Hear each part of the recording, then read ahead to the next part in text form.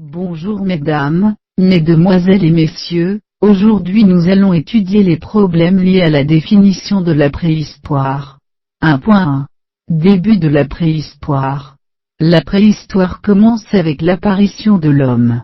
Or celle-ci est le fruit d'une lente évolution sur plusieurs centaines de milliers d'années, depuis un hominine encore indéterminé.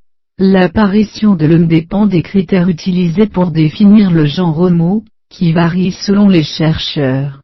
Pour certains chercheurs, le genre Homo serait attesté, il y a environ 2,8 millions d'années, d'après un fossile actuellement attribué à ce genre découvert en Éthiopie en 2013, LD 350-1.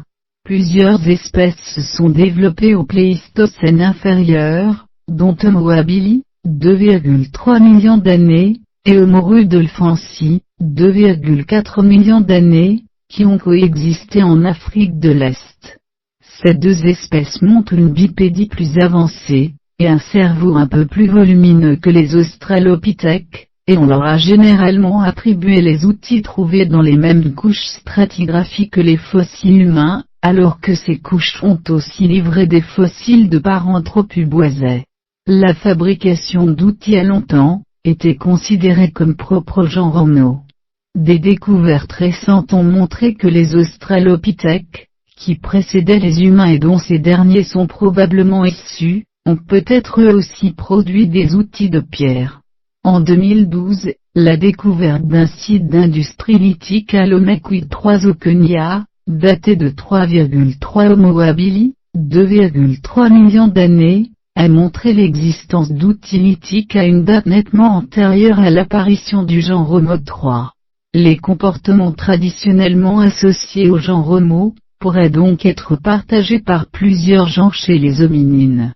Selon que l'on considère que la lignée humaine est représentée par le seul genre Homo, ou par la sous-tribu des hominina, ou que le critère déterminant est l'apparition des outils, la préhistoire débute donc respectivement il y a Homo habilis, 2,3 millions d'années, premiers Homo, Homo habilis, 2,3 millions d'années, premiers outils, ou Homo habilis, 2,3 millions d'années, datation de Toumaï, surnom de Sahelanthropus tchadensis.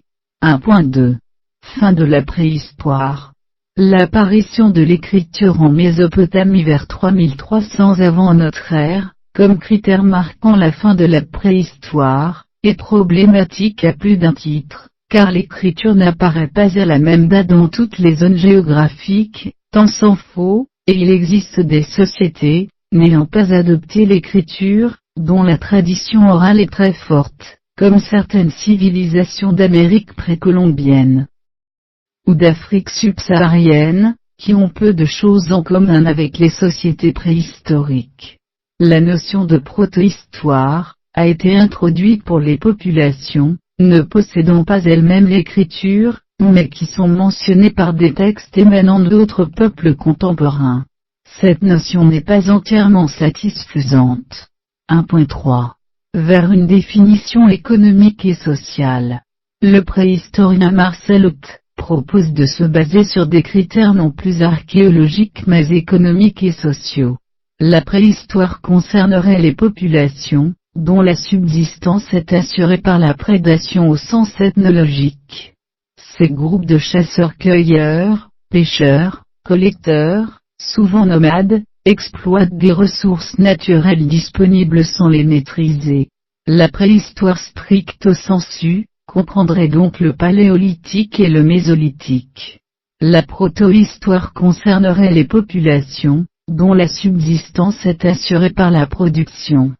Ces groupes d'éleveurs et d'agriculteurs, souvent sédentaires, exploitent des ressources qu'ils